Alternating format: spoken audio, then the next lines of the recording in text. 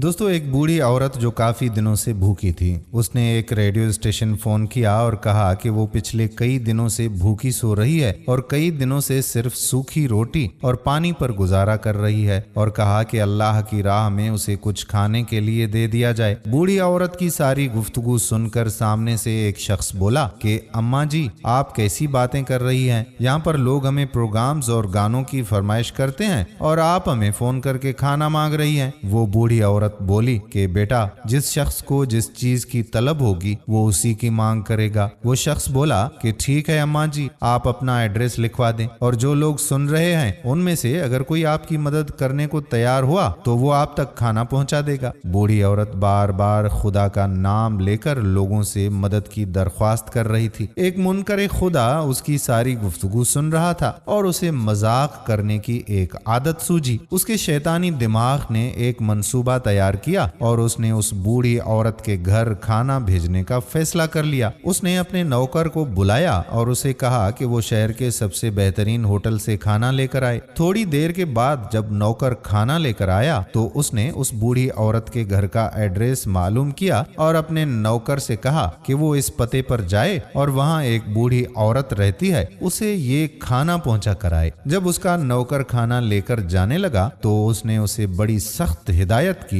कि जब तुम बूढ़ी औरत के घर खाना ले जाओगे तो तुमसे वो पूछेगी कि ये खाना किसने भेजा है। तब तुम उससे कहना कि ये खाना शैतान की तरफ से तुम्हारे लिए तोहफा है। उसका नौकर खाना लेकर चला गया और बड़ी ही बेसब्री से उसके वापस आने का वो इंतजार करने लगा ताकि वो ये जान सके कि जब उसे पता चलेगा कि ये खाना खुदा की तरफ से नहीं बल्कि शैतान की तरफ से आया है तो वो भूखी होने की वजह से उस खाने को खा नहीं पाएगी। जब नौकर बूढ़ी औरत के घर खाना लेकर पहुंचा तो वो बूढ़ी औरत इतना ज्यादा और इतना बेहतरीन खाना देखकर बहुत खुश हो गई। वो अल्लाह का शुक्र बजा लाने लगी। नौकर इसी इंतजार में था कि वो कब उससे पूछे कि ये खाना किसने भेजा है और वो उसे बताए कि ये खाना खुदा ने नहीं बल्कि शैतान ने भिजवाया है। जब औरत ने खाने के बारे में कोई सवाल ना किया तो वो नौकर खुद ही बोला, अम्मा जी, क्या आप ये मालूम नहीं करना चाहेंगी कि ये खाना किसने भेजा है? ये सुनकर बूढ़ी औरत बोली कि बेटा, मुझे इसकी कोई परवाह नहीं कि ये किसने भेजा है, मगर इतना मालूम है कि जब मेरे रब का हुक्म आता है तो शैतान भी उसके हुक्म की तामील करता है। जब नौकर ने ये बात जाकर अपने मालिक को बताई तो उस खातून के दानिशमंदाना जवाब से बहुत मुतासिर हुआ और बोला